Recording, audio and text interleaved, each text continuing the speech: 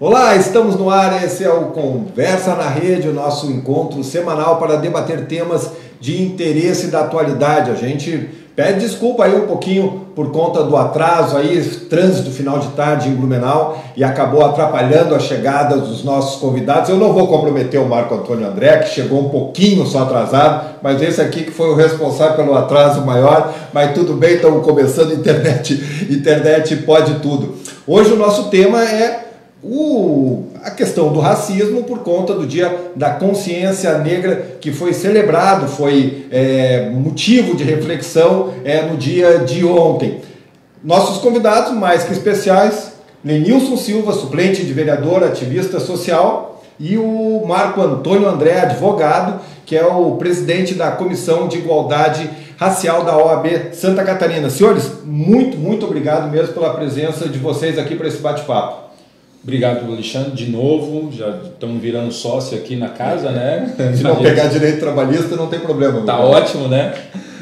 Mas é importante para nós estar num espaço, como eu escrevi para o Informe essa semana, um veículo de comunicação que tem essa sensibilidade de entender as questões sociais, as questões discriminatórias. Então, assim, obrigado mesmo pela oportunidade. Eu que te agradeço. Lenilson, brigadão aqui pela tua presença, primeira vez aqui com a gente. Obrigado, Alexandre. Eu acho que hoje, mais do que nunca, essa semana, o dia de ontem, é uma data imprescindível. Não só, eu costumo dizer que não é só para os negros, né? Eu acho que não tem como a gente falar do Brasil sem falar da participação dos negros e negras na construção social. Então, eu acho que, mais uma vez, a gente vai poder hoje discutir, debater alguns temas e, sobretudo, fazer uma grande reflexão para com a consciência negra.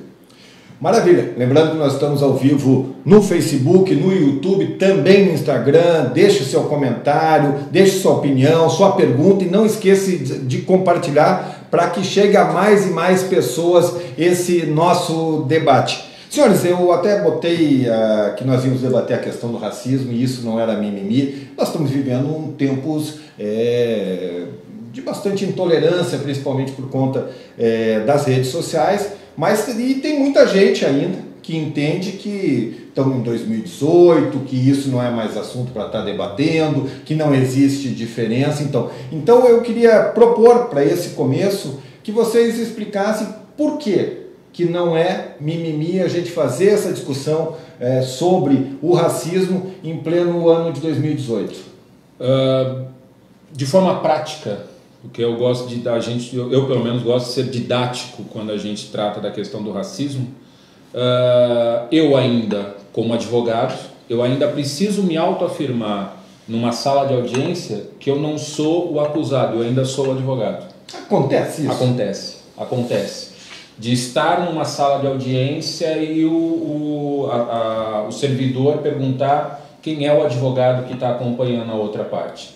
Então, quando eu passo por uma situação como essa e deixo claro que não é uma questão diária, na verdade é uma questão diária que acontece. Quando eu tenho que chegar num determinado local e ter que apresentar a identificação enquanto o outro do meu lado não precisa. Então, quando ainda precisa dessa autoafirmação, como um negro advogado que sou, precisa discutir essa questão do racismo. Eu acho que tem um outro dado que é a gente avaliar o Brasil, né? Se a gente for pensar o Brasil e os dados do IBGE colocam um abismo entre negros e não negros, né? Nós somos a maioria nos presídios, a minoria nas universidades, nós estamos ocupando os terrenos com menos espaços públicos e em piores condições, nós ganhamos os piores salários, nós somos, entre os analfabetos, a população que mais atinge, entre os que mais morrem, a nossa juventude, a juventude negra é a que mais morre pelo fator da violência, ou seja, todos os indicadores sociais apontam que pós-abolição há um prejuízo para com essa população. Então, enquanto haver esse prejuízo, enquanto o racismo for um fator de desigualdade, nós temos que discutir os processos de igualdade racial.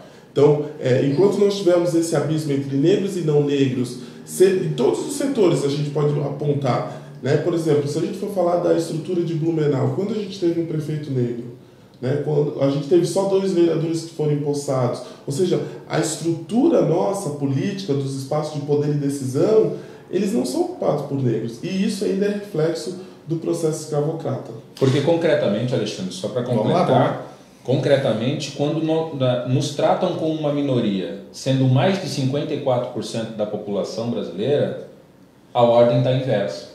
Nós temos uma minoria que nos governa.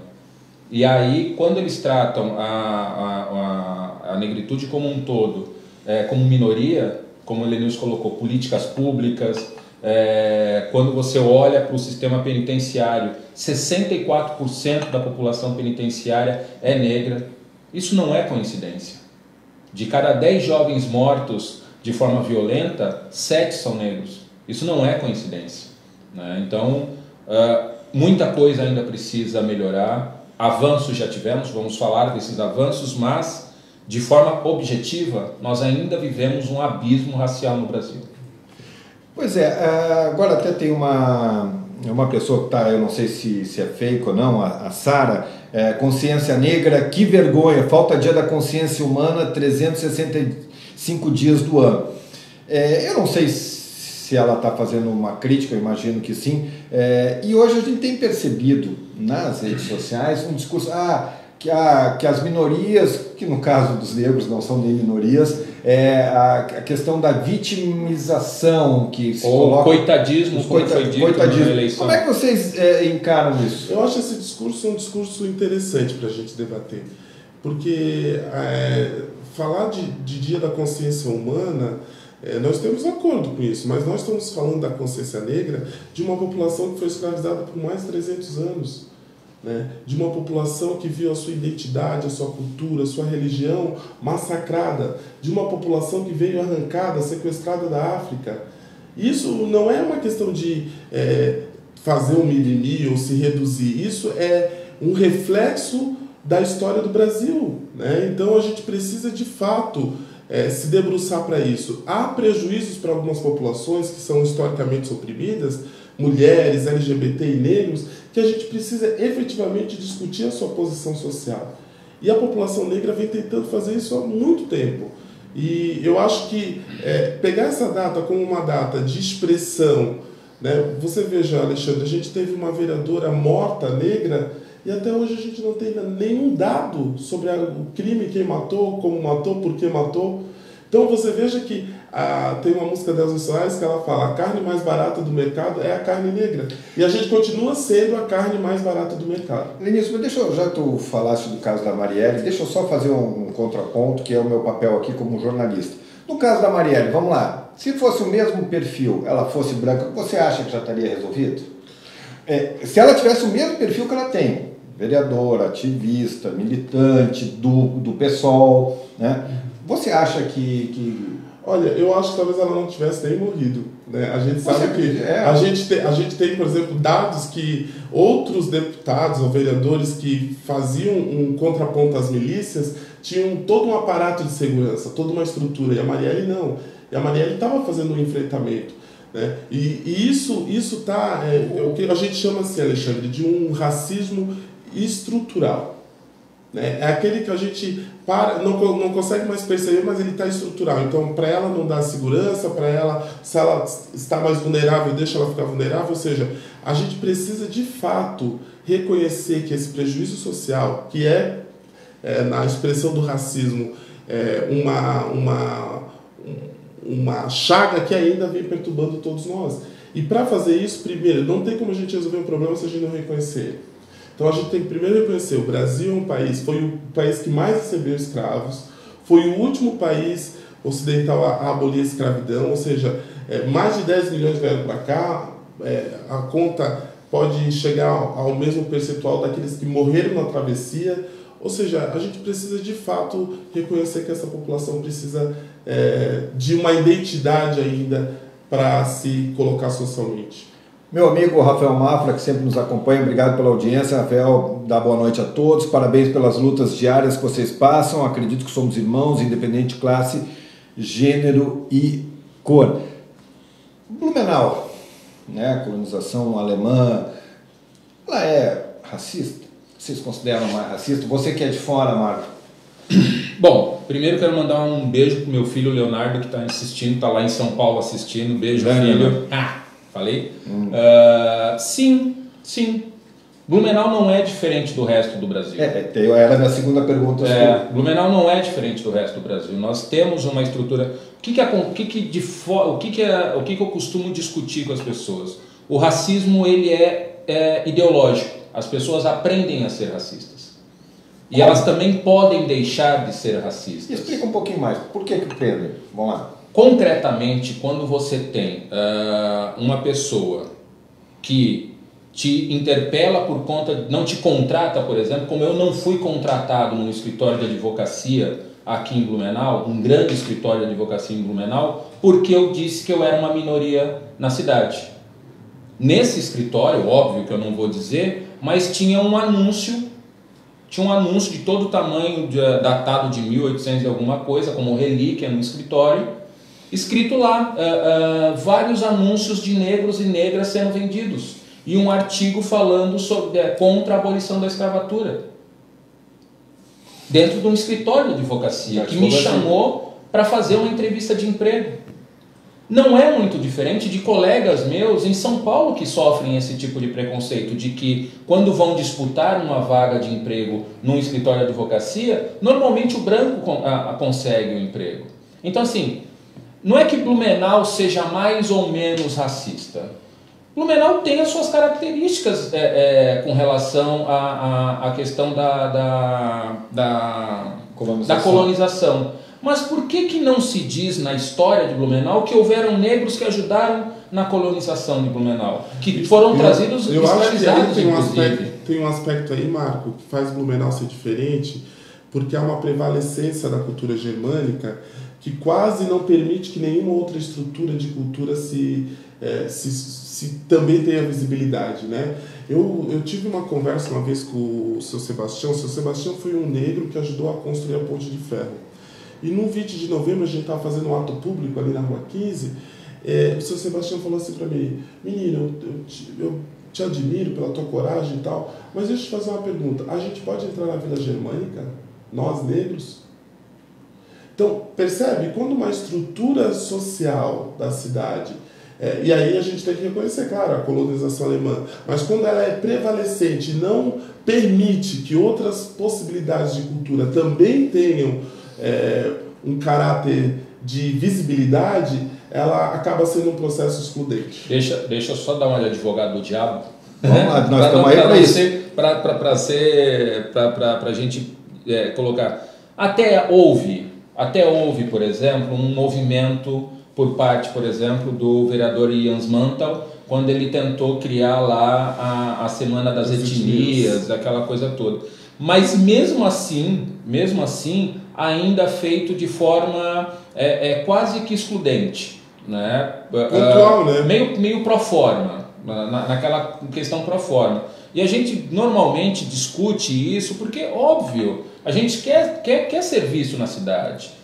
Essa invisibilidade que se dá ao negro em Blumenau é algo muito sério.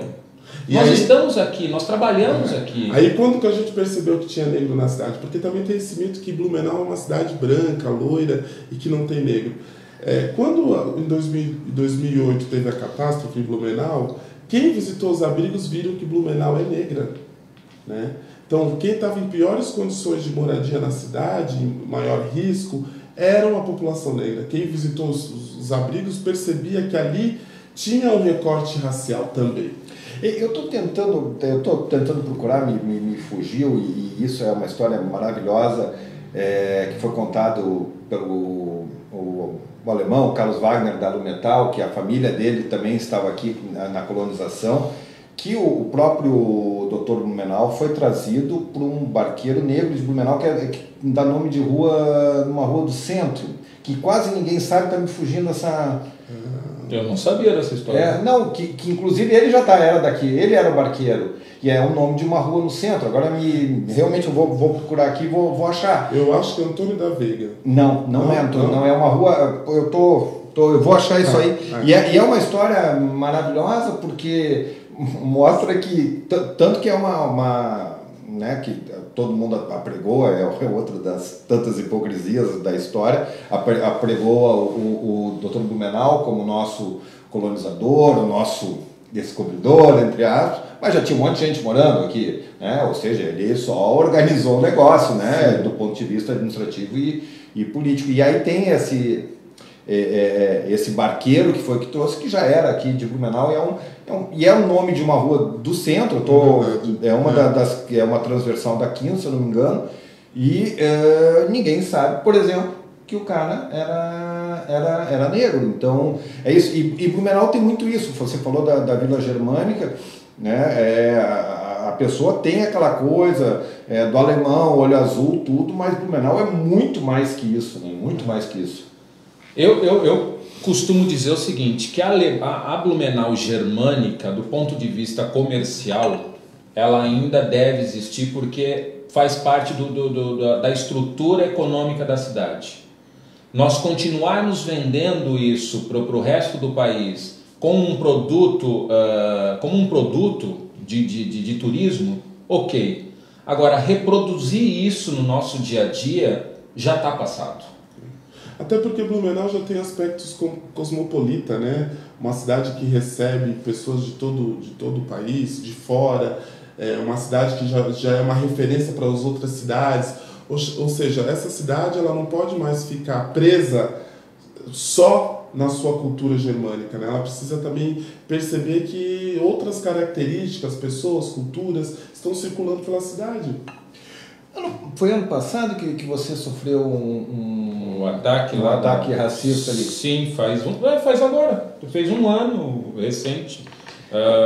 Conta um pouquinho desse episódio e qual é a reflexão. Foi uma coisa, claro, uma coisa abominável, racista, mas foi uma coisa aleatória, pessoal. Como é que tu encara isso aí, tudo que aconteceu? Passada a investigação, foi constatado que o ataque foi ao que o Marco Antônio representava, não ao Marco Antônio Pessoa, né? Então foi um ataque racial mesmo, porque atingia a comunidade negra como um todo, né? Em alguma dos depoimentos, dos caras fala, mas a gente não conhecia muito, nem mal conhecia aí o cara não consegue falar rapaz e tal, ele não consegue botar para fora. Então esse grupo neonazista foi identificado aqui em Blumenau, foi identificado no Paraná, foi identificado em São Paulo, que é um grupo que tem algumas ligações. E ainda estamos em investigação, o inquérito ainda está aberto. Eles foram presos em Itajaí, né? Não, um foi preso em Itajaí, outra menina foi presa aqui em Blumenau, teve um que foi preso em Ponta Grossa, eles conseguiram se dispersar, mas assim, o ataque racial não foi ao Marco Antônio em especial, mas eles sabiam que ali, naquela rua, naquele escritório, trabalhava um advogado negro. E eles sabiam que o advogado, que era um cara que tinha essas andanças pela cidade, que desfilava no Outubro e tal. Então eles sabiam quem era a figura. E o ataque era na figura do Marco Antônio.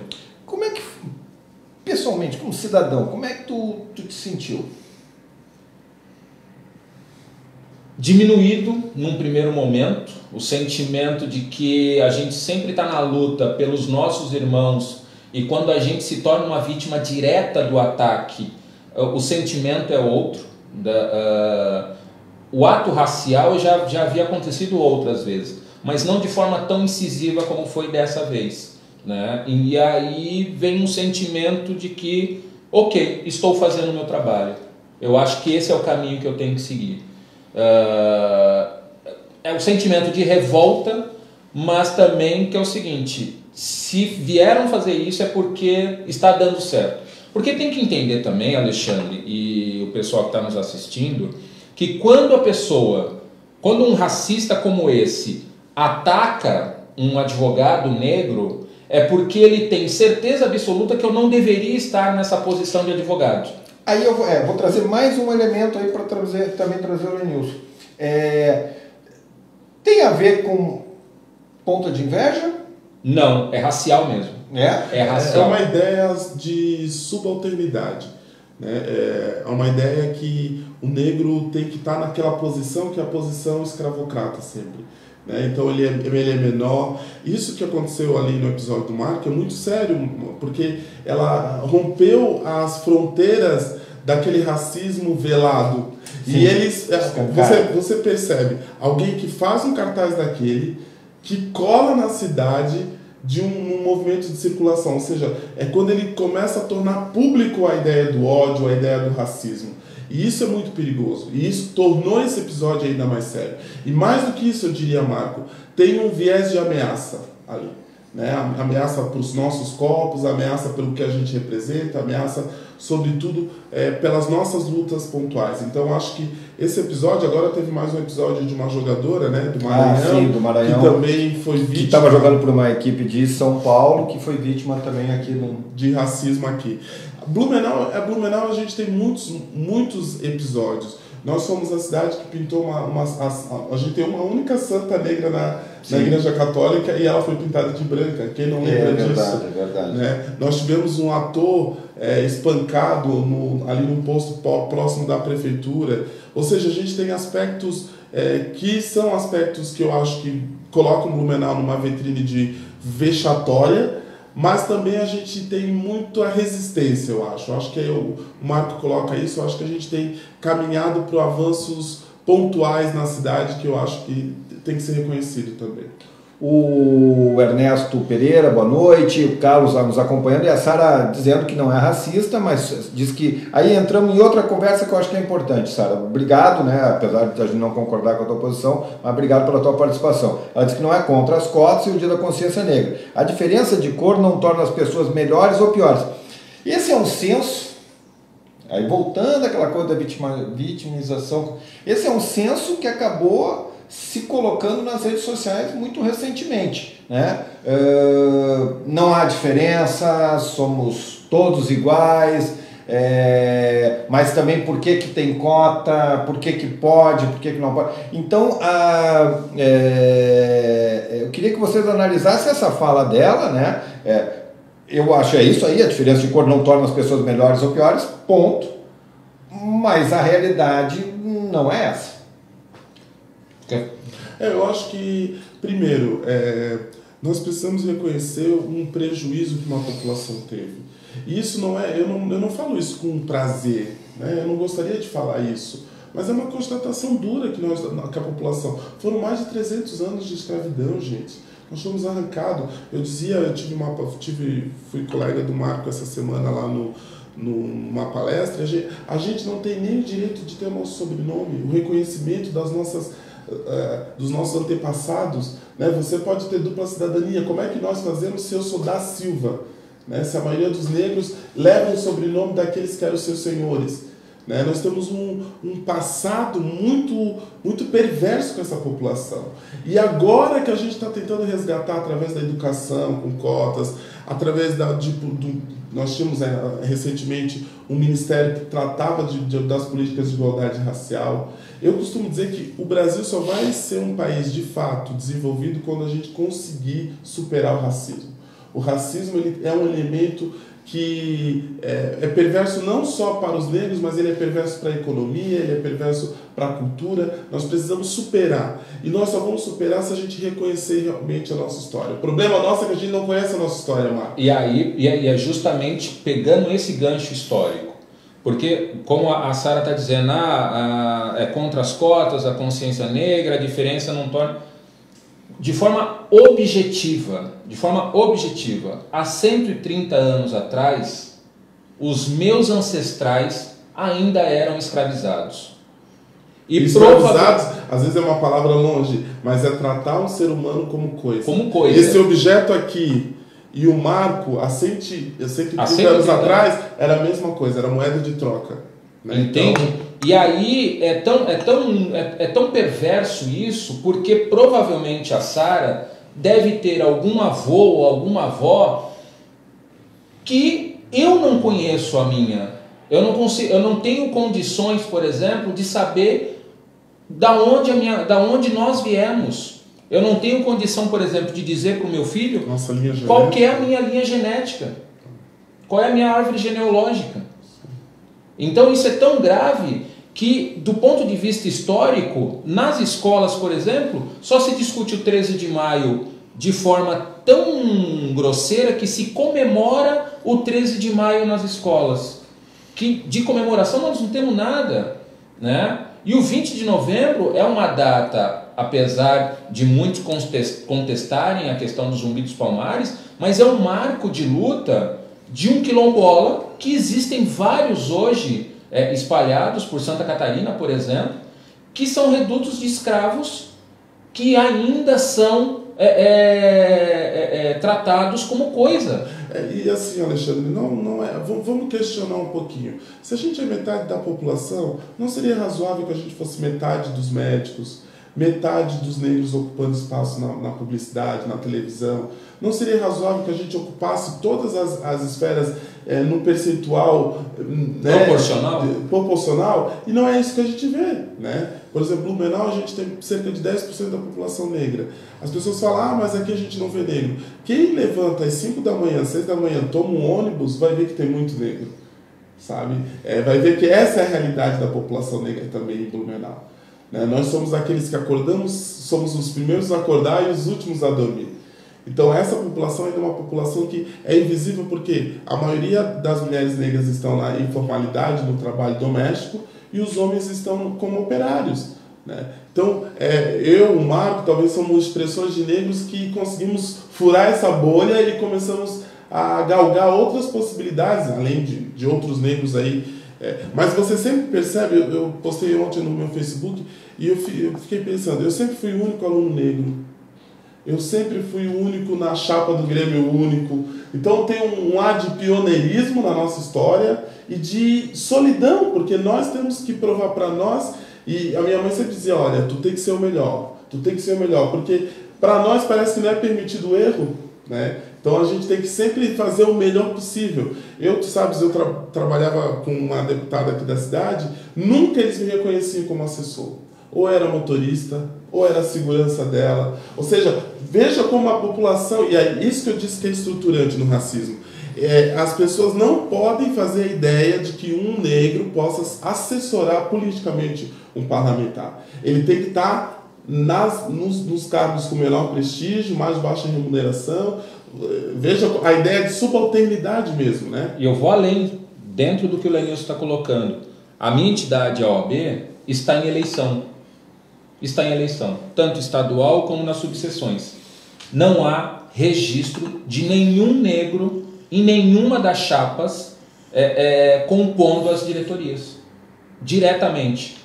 Eu faço parte da Comissão da Igualdade Racial, o que seria um absurdo ter um branco comandando a comissão. Algum tempo atrás não seria. Aí é que entra o X da questão, quando o Lenilson diz que a gente fura essa bolha e entra para dentro desse sistema nos colocando como essas figuras, quebrando essa estrutura.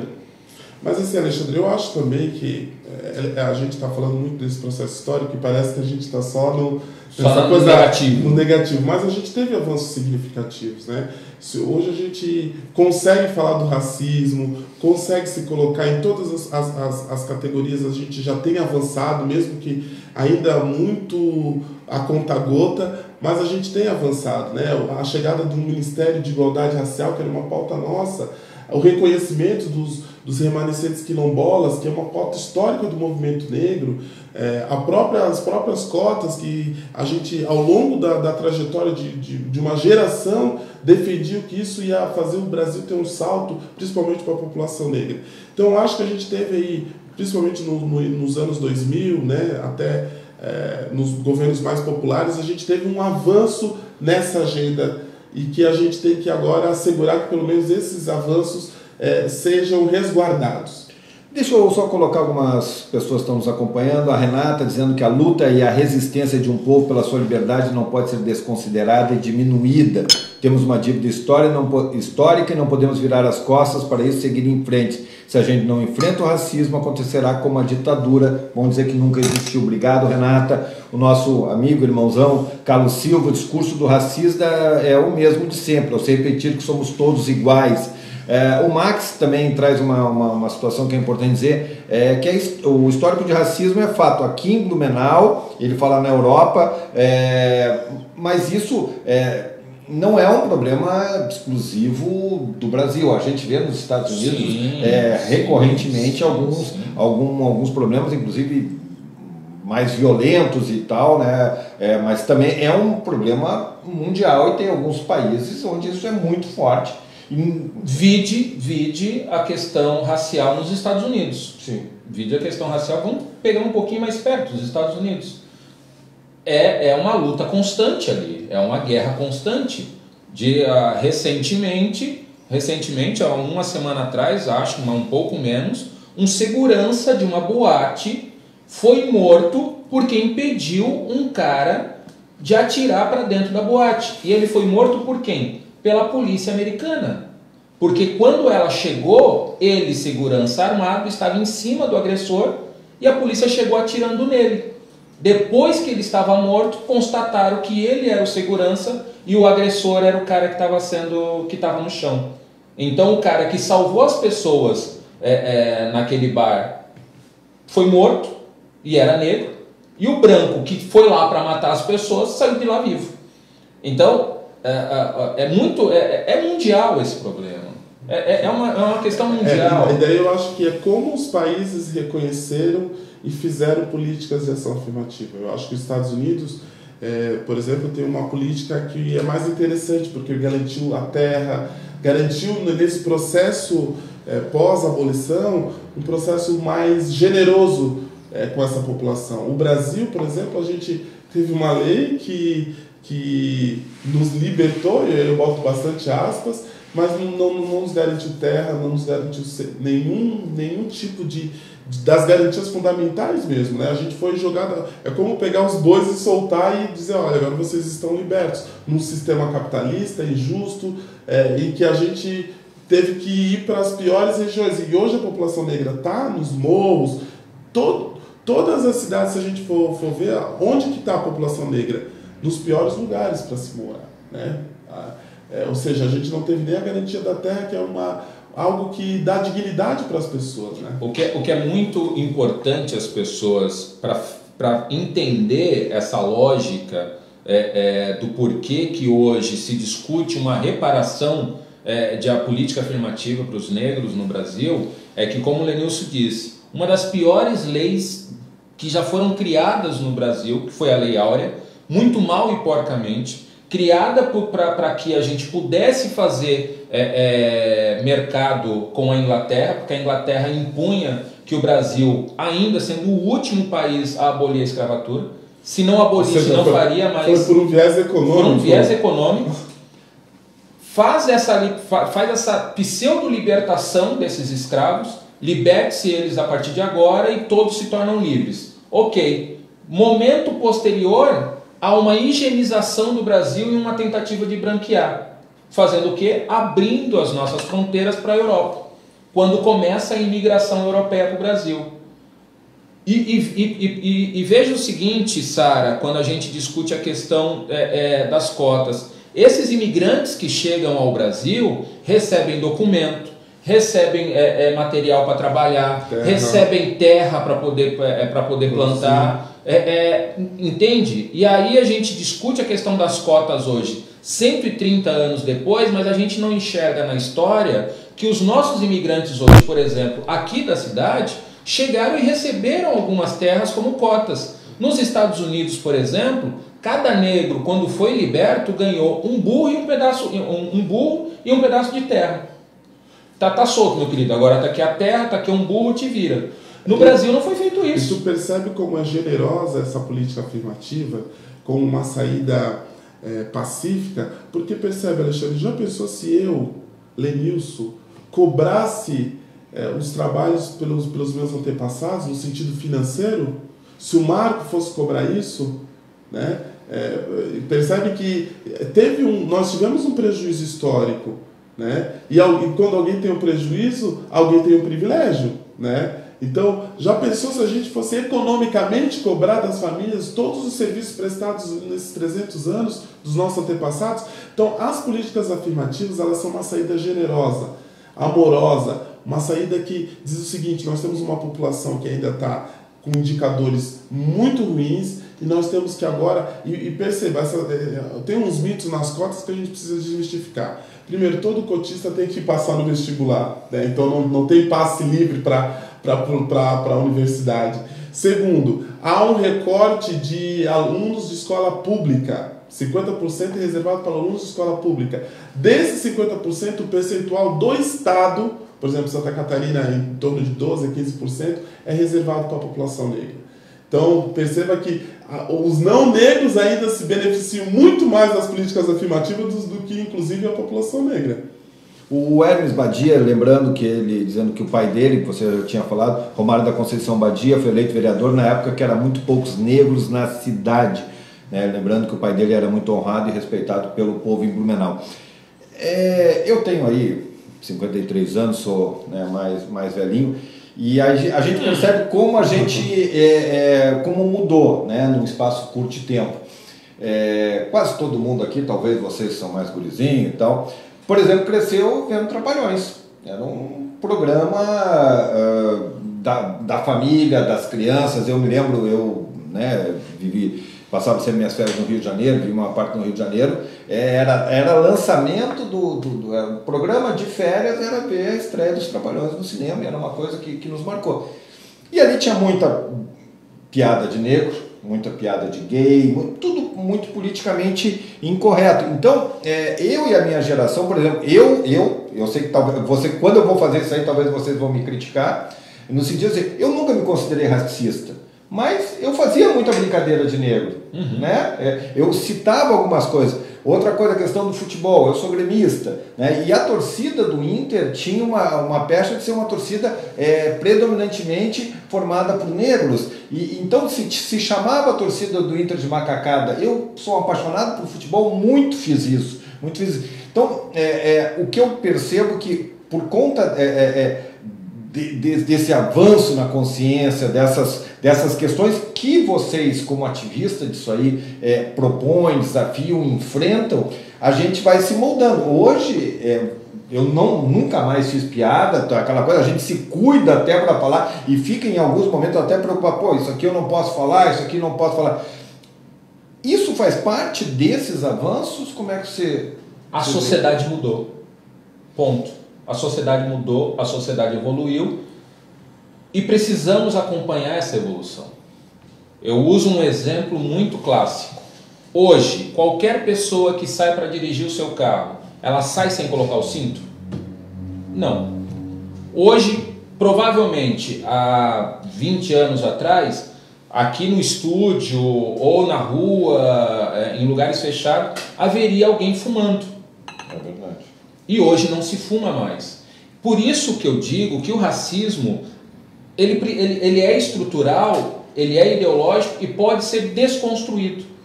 Isso que tu faz de desconstruir esse discurso da macacada com relação Eu mesmo, discutindo, por exemplo, com a torcida do Corinthians lá, que havia essa coisa do futebol faz isso com a gente. E a gente desconstrói isso. Porque tu é São Paulino, muitos se pegam no pé da torcida de São Paulino com relação a questão ser homossexual e tal, não sei o que. No entanto, ele é palmeirense.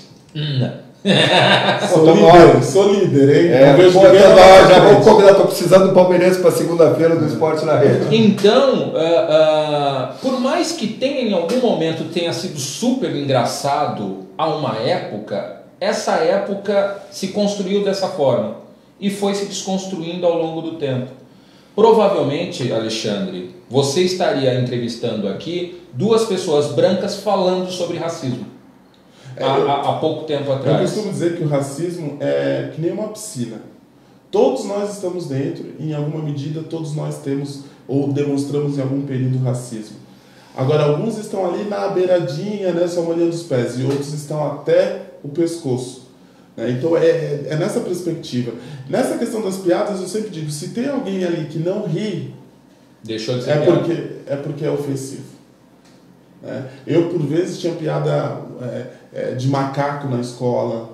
E tudo isso, Alexandre, tem gente que diz, é mimimi, mas tudo isso caracteriza num grau de menosprezo, de baixa estima dessa população. Vocês pegam uma criança que era chamada de macaco na escola e não entendiam por quê. Sim. Né? Então você percebe, mas é uma brincadeira só, mas essa brincadeira ela teve reflexos na minha vida, do ponto de, claro, que eu enfrentei, minha mãe é educadora e tal, mas eu penso que outros jovens, por exemplo, a população negra, um dado importante é que os jovens e adolescentes têm um alto nível de suicídio na população negra, que tem muito a ver com essa baixa estima. Né? Você falou, acho que uma coisa importante ali quando tu falaste, quando tu era criança, as pessoas, né? Eu acho que você se colocar no outro, no papel do outro, você começa a ter uma percepção um pouco melhor. Logo, ter empatia. A questão e aí eu vou puxar esse assunto e vou usar um exemplo aqui a questão da eleição do Bolsonaro. Aí, no dia da vitória do Bolsonaro, fui conversando com uma pessoa que é homossexual e ela me falou que estava muito preocupada. E eu, até por pragmatismo, por jeito, eu tentei relativizar. Não, calma, não é assim, não vai acontecer. Não.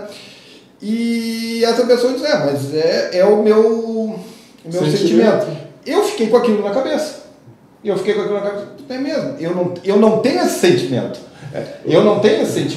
E a pessoa, imagino, né, é ela que vive. Né? A gente dizia isso na palestra, eu tenho uma posição muito clara a respeito disso, mas quando a gente tem esses discursos de ódio, Alexandre, ele começa com uma censura tão profunda na gente, que eu hoje, dá 10 horas, eu falo, acho que eu vou me recolher. Ou seja, começa a ter uma censura estruturante que os nossos corpos estão mais sob ameaça. Por quê? Porque está autorizado um discurso que é um discurso violento. Né? Talvez as pessoas nem percebam, mas esse discurso que coloca todas as minorias, que não são minorias, mas são populações historicamente oprimidas, como mimimi, sem reconhecer as nossas características, as desigualdades, não reconhecer as nossas diferenças. Né? Aqueles que estão sentados num monte de privilégio e do seu alto do privilégio acham que não conseguem ver mais nada além dos seus próprios privilégios. É claro que a sociedade é muito segura para um homem branco, heterossexual, de classe média. Esses não vão ter problema com o discurso de ódio, porque ele está dentro do padrão. Agora, um negro, uma mulher, um homossexual, uma trans, vai estar mais insegura com esses discursos de ódio. Né? Com a propagação, com a autorização desses discursos de novo na nossa sociedade. E a gente tem que tomar cuidado, porque nós não podemos deixar esse discurso ser hegemônico. Né? Para além das divergências políticas, ninguém, eu acho que não tem um consenso humanitário que ninguém é a favor da violência. Né? Então, como é que a gente pode dizer que esses discursos são discursos toleráveis? Uma coisa é democracia, e as pessoas têm confundido nas redes sociais o que é democracia, o que é opinião e o que é preconceito, o que é ofensa. Quando eu assumi, tu me acompanhou e talvez tu, como eu, deve ter passado noites sem dormir, houve um ataque, mas um ataque sem me conhecer. Né? As pessoas vêm me chamam de lixo numa rede social sem conhecer a minha história, sem saber que eu sou filho de uma trabalhadora, de 2 trabalhadores, que eu estudei em colégio público, que eu não enriqueci na política, mesmo trabalhando na assessoria. Ou seja, as pessoas perderam a noção, inclusive, disso que o Marco fala, que é empatia, entendeu? Que é perceber que aquilo ali é uma possibilidade. Eu posso divergir de tudo que tu falas, mas eu tenho que te respeitar e dar o direito de te falar. Sim, sem dúvida. Essa parte aí das falas do Lenilson, quando o Lenilson, no período que ele estava de vereador, eu até tratei muito desse assunto, porque eu acho que foi importante para o parlamento, eu acho que foi importante aquela sacudida, tudo, mas era impressionante, né? Aquela coisa, a tal da audiência que a gente não gosta. E isso, infelizmente, acontece muito no Informe Blumenau, às vezes.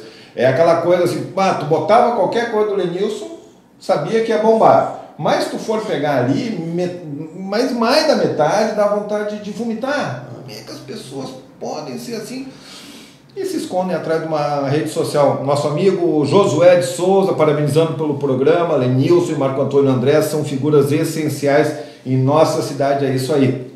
Vamos voltando a essa coisa da empatia, de se colocar no lugar. Esse talvez seja uma forma das pessoas começarem a se dar conta, né? Sim, e vou além, Mais do que termos os negros combatendo o racismo, ter os não negros combatendo junto a questão do racial é tão importante quanto.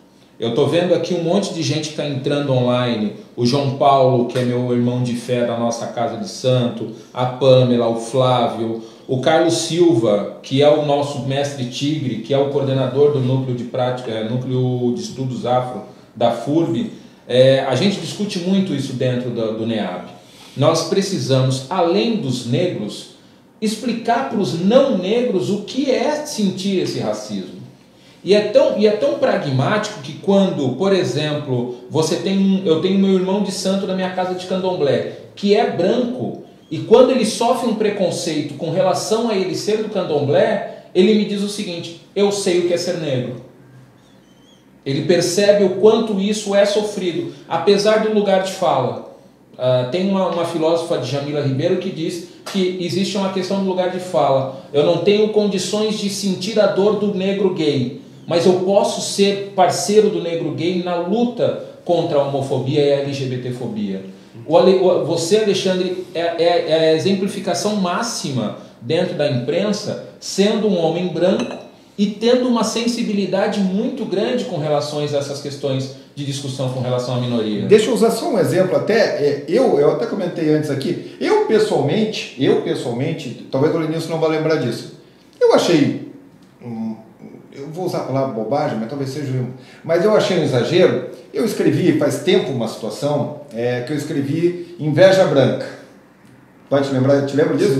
Eu escrevi inveja branca de uma outra situação que eu associei inveja branca a inveja boa, né? E escrevi. E nem me lembro qual era o assunto. E o Lenilson, né? A gente se conhece há bastante tempo, mandou uma mensagem em box. Ô Gonçalo, essa expressão é meio racista. Eu, pessoalmente, achei um exagero, né? Mas imediatamente eu fui lá e tirei. Porque eu digo, se ele está me falando, eu tenho pelo menos perceber o que ele está me falando. Então eu me coloquei, para mim era, né? Mas eu me coloquei, se o Lenilson está falando, se é o cara ali, se ele se deu o trabalho de vir falar comigo, eu tenho que me dar o trabalho de, no mínimo, refletir. Te lembra desse episódio? Lembro desse episódio. E eu costumo dizer que o nosso vocabulário também é muito racista, né? Ele tá também caracterizado com a ideia, e aí volto a dizer, a estrutura racista do Brasil, né? Você percebe aqui que Blumenau, eu lembro de um episódio que marcou muito a minha vida. Eu estava na 5ª série e não era o mais aplicado, mas era um aluno que passava bem. E eu fui resolver uma questão de matemática e acertei, voltei para o meu banco, e um outro aluno, que não era dele, foi tentar resolver uma outra questão e não conseguiu, e a professora disse, volta aqui e faz coisa de branco.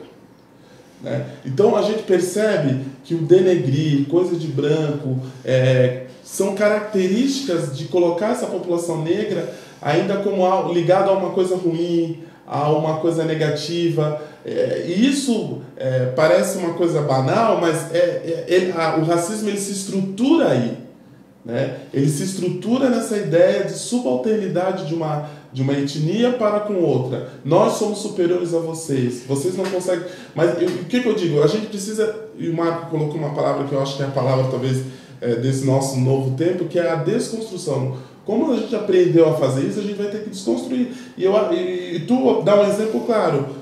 Um negro veio falar para mim que aquele termo é um termo que não cabe ou que está mal colocado, eu vou reconhecer, vou ouvir, vou lá e vou alterar. E eu sempre pergunto, por que o problema das pessoas reconhecerem isso? Esse é o meu grande ponto. Quando eu falo assim, gente, vocês usam o termo denegrir, o movimento negro pede que não usa e tal. E aí as pessoas ficam questionando isso. Por que a gente não pode botar uma outra palavra ao invés de denegrir? O que é mais complicado? Reconhecer isso e substituir? ou... Ficar me convencendo de que eu tenho que usar esse termo. Aí entra de novo a história assim, né? Pô, então eu chamava a torcida do Inter de macacada e tal. Aquela coisa assim, tu vai... Naquele tempo, talvez, os ciclos da humanidade são por tempos, Alexandre. Talvez naquele tempo não estava tão latente hoje essas discussões que hoje estão assustando a sociedade. E hoje, tu vê, o Grêmio também não faz muito tempo, o Grêmio foi punido exemplarmente por causa... dois imbecis ali xingando o goleiro Aranha. O goleiro Aranha que hoje está no Avaí e está, inclusive, muito forte na causa da militância negra aqui em Santa Catarina. E aquilo ali, para mim, me deu uma tristeza, porque eu sou fanático pelo Grêmio, mas me deu, meu time se metendo no troço por causa de dois babacas, né? E aí tu também bota toda a torcida no mesmo, no mesmo ralo e tal. Senhor, nós já temos que terminar o programa, mas eu queria, então, falar desse momento agora, Bolsonaro, né? Porque ele, enfim, ele é um presidente para todos, presidente do país e tal, né? Então, mas ele inspira algumas coisas em muitas pessoas, né? Vocês têm preocupação com relação a... Se eu falar preocupação, vocês vão ficar 10 horas daqui, a gente não sai mais. Mas vamos lá. Mas com relação à questão do racismo, vocês têm um receio, um medo, alguma coisa nesse sentido? De retrocesso? Eu acho que o governo Bolsonaro vai ser aquilo que ele demonstrou na campanha, né? E eu acho que o mais perigoso são os seguidores dele, mais talvez do que ele. Isso eu sempre falo. Porque ele tem relativizado algumas falas, Sim. Tem dito que se arrependeu, tem até voltado atrás em alguns episódios, mas os seus seguidores propagam um ódio que é descabido numa democracia, né? Que se confunde com opinião, mas muitas vezes é ódio, é violento. Mas assim, eu disse essa semana, agora há pouco conversamos também um pouco sobre isso, eu me sinto muito inseguro. Né? Eu posso, talvez daqui 2 anos, 3 anos, dizer, poxa, talvez foi um excesso de cuidado que eu tive. Mas por eu representar as populações que foram atacadas na história de vida parlamentar do Bolsonaro, dos seus seguidores, eu me sinto muito inseguro. Né? Eu não me sinto pertencente a essa nova realidade, por mais que eu seja brasileiro e tal, mas alguns cuidados, como sair à noite, como eu dizia ontem que eu agora penso 2 vezes, e aí eu falei assim, isso já é censura, se eu vou sair com a camisa vermelha ou não.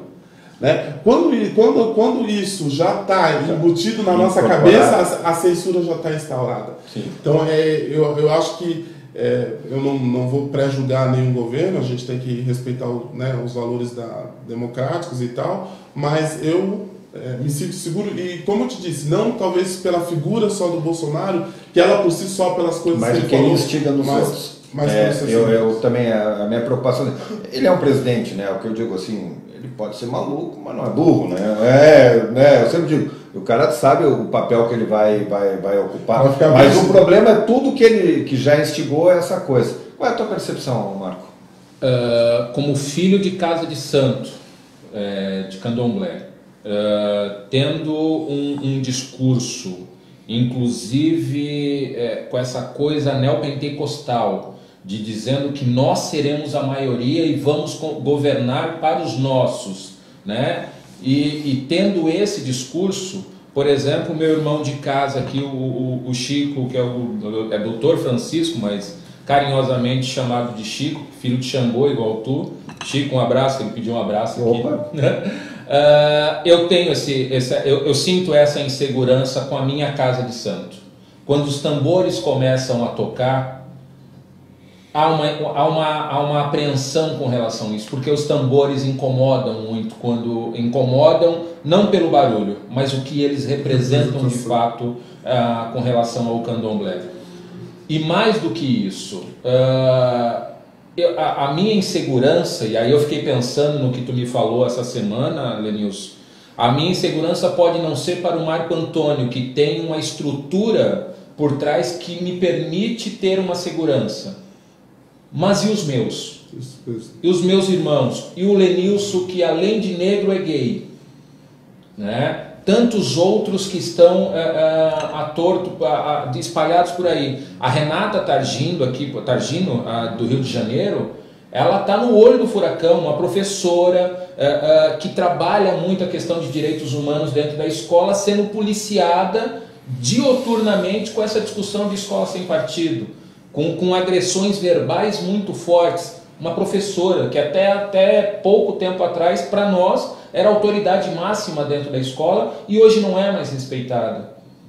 Então eu tive que refletir quando a gente conversou essa semana num evento e cheguei a essa conclusão. Eu, Marco Antônio, dentro de uma estrutura de sociedade, posso estar seguro, porque tenho a OAB, sou advogado, estou num determinado espaço da sociedade que me permite isso.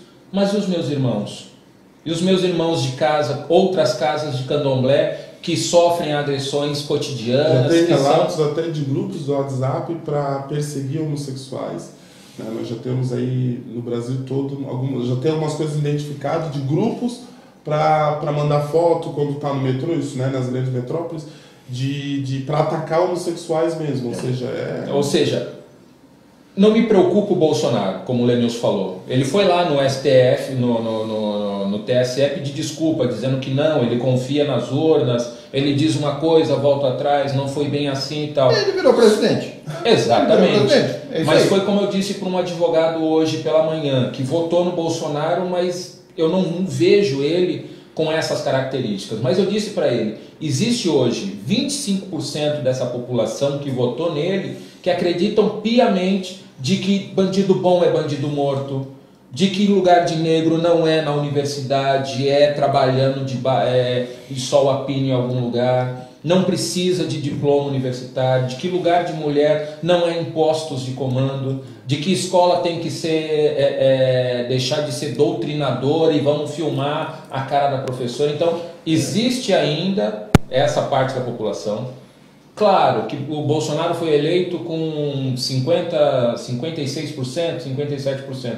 Muito mais da metade dessas pessoas votaram no Bolsonaro por N motivos. Sim. Elas eu não acredito que elas sejam esse monstro que existe espalhado por aí. É um grupo, sim, mas um grupo... Não deixa de ser um grupo perigoso, vídeo que aconteceu comigo. Eles estão aí. E, claro, eu acho que também esse resultado todo também foi por conta do antagonismo ao Partido dos Trabalhadores. Sim, mas aí, olha até onde vai esse ódio visceral de chamar uma pessoa de lixo ou de tantas outras coisas que foram ditas ao Lenilson, porque ele é um vereador homossexual na cidade de Blumenau, né? E aí? Onde é que está a civilidade? Onde é que está a humanidade? Onde é que está o amor ao próximo que está escrito na Bíblia, essa coisa toda? É isso aí. Gente, nós estamos terminando, eu só preciso, que eu me esqueci aqui, lembrar que a TV Informe, que o Conversa na Rede é uma iniciativa da TV Informe em parceria com a Smart Filmes. Se você tem interesse em... O Lenilson foi bloqueado democraticamente. Não, o Lenilson bloqueou ele, mas o Jean às vezes pega pesado mesmo na rede social, o Jean Sered às vezes pega pesado mesmo. Lembrando então que o Conversa na Rede é uma iniciativa da TV Informe em parceria com a Smart Filmes. Se você tem interesse em fazer qualquer produto audiovisual, você quer fazer um comercial, um vídeo institucional, fazer mesmo um programa ou a gravação de um evento, entre em contato com o pessoal da Smart, vocês vão encontrar um material de boa qualidade, de ótima qualidade, um atendimento nota 10 aí num precinho que caiba no seu orçamento. Senhores, quero agradecer do fundo do coração a presença de vocês aqui. Eu acho que esse programa foi bastante rico. A gente entende que é importante sempre dar visibilidade para esse tema, porque enquanto ainda tiver manifestações que a gente acompanha, a gente tem que sempre discutir esse assunto e não pode baixar a guarda, ainda mais nesse clima de exaltação que a gente viveu recentemente. Lenilson, obrigado de coração pela tua presença aqui, parabéns pelo teu trabalho, parabéns pela tua atividade. Obrigado, Alexandre, a gente que é da causa, porque nosso ativismo é uma causa, e para nós todos os espaços são importantes, né, Alexandre? E esse espaço de comunicação nas redes sociais é fundamental. A gente quer agradecer pela tua lembrança, pelo espaço, que a gente possa falar da população negra não só no 20, para além do 20, todos os dias. O Marco fez um belo artigo essa semana que ele diz: eu sou negro o ano todo, né? Então a gente precisa sempre estar colocando essas questões. E que a gente possa, eu costumo dizer que enquanto haver racismo, vai haver a nossa luta. Mas que a gente consiga superar isso, eu acredito que as próximas gerações vão viver dias mais felizes. Maravilha. Lenilson, mais uma vez, obrigado. Meu irmão, obrigado, né, Marco? Alexandre, eu não canso de dizer isso. Venceremos o racismo e qualquer outro tipo de preconceito quando tivermos brancos e não, na verdade, não negros, acampando a causa como tu faz. A minha homenagem e o meu sentimento de gratidão, de amor por ti é muito forte, porque você entende o que é essa discussão, mesmo não sendo negro, mesmo não sendo gay. Então, assim, é isso que a gente precisa no nosso dia a dia, essa empatia. O exercício da empatia, né? O exercício da empatia. O exercício da empatia. Então, dentro da OAB, dentro da minha condição de advogado, essa luta vai se tornar cotidiana, como o Carlos colocou aqui, desse racismo intelectual e institucional muito forte, que, por exemplo, a gente tem dentro das nossas instituições de ensino, quando não cumpre a Lei 10.639. Nós vamos continuar batalhando, nós vamos continuar lutando. Então, assim, grande carrão, né? Um abraço a todos, muito obrigado pelo espaço, Alexandre. Obrigado pelas palavras, e aqui também fazer uma homenagem ao nosso amigo Carlos Silva, que está longe agora, e dizer que muito desse entendimento que eu tenho hoje é por conta do Carlos, que nós já fizemos um programa aqui, nós chegamos praticamente no mesmo ano em Blumenau, e eu sempre faço, Carlos pobre, preto, chegando aqui na década de 1990, aqui, ele conseguir superar e ter a referência que ele tem. Eu acompanhei muito a atividade dele, era professor de cursinho, foi galgando, hoje é doutor e tal. Então, muito desse entendimento eu devo também à convivência com Carlos Silva. Só um registro, esse Carlos Silva é o Mestre Tigre. É o Mestre Tigre? É o Mestre Tigre. Então é o mesmo nome. Mas eu reforço e tenho como farol o Carlos Silva do samba. Então, esse é da capoeira. Então peço desculpa, Carlos, um abraço, obrigado pela tua presença. O Carlos Silva, inclusive, fez um artigo também para o Informe Blumenau. O Carlos, do que eu estou falando, o Marco também fez esse artigo que o Lenilson falou, então também dizer, mas fica aqui a minha homenagem ao Carlos Silva. Senhores, obrigado de coração, boa sorte, sempre contem com o Informe. Esse programa ficará disponível no nosso portal, na nossa página no Facebook, no nosso canal no YouTube, no nosso Instagram, em tudo quanto é lugar. Curta a nossa página, se inscreva no nosso canal e não esqueça de ativar o sininho para receber as notificações. Siga o nosso Instagram, @Informe Blumenau. Quero agradecer do fundo do coração o Fernando Krieger, que pilota aí as nossas redes sociais, ao Maurício Caon, que está sempre com a gente colocando esse programa no ar. A você que nos acompanhou, foram mais de 1.500 pessoas alcançadas nesse primeiro momento na transmissão. A gente tem só o nosso agradecimento. Semana que vem tem Esporte na Rede, na quarta-feira que vem tem o Conversa na Rede, nós vamos falar sobre segurança pública, e lembrando que o Informe Blumenau está com uma série muito especial sobre a tragédia de 2008. Nós estamos ouvindo algumas pessoas que estavam na linha de frente do atendimento à população, já ouvimos o capitão Neto na época, o ex-prefeito João Paulo Kleinobin, hoje foi o coronel Menestrina, amanhã vai ser Mário Hildebrand, que era o secretário de assistência social, hoje é prefeito de Blumenau, e na sexta-feira, para encerrar, 5 jornalistas dando a sua visão daqueles momentos que a gente não pode esquecer e tem que aprender com aquela tragédia. Um grande abraço, beijo no coração, até a próxima!